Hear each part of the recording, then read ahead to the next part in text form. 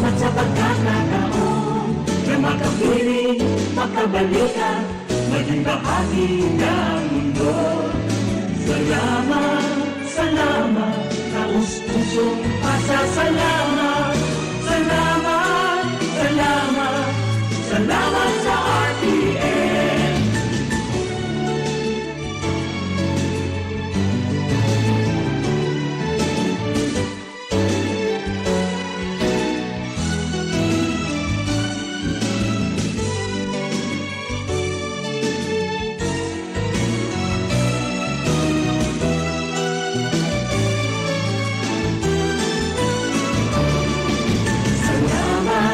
Salamat, hindi malilimutan ating pinagdaanan, ating pinagsamahan. Sa hirap at ginawa, sa lungkot at saya. Salamat, salamat, salamat sa RPN.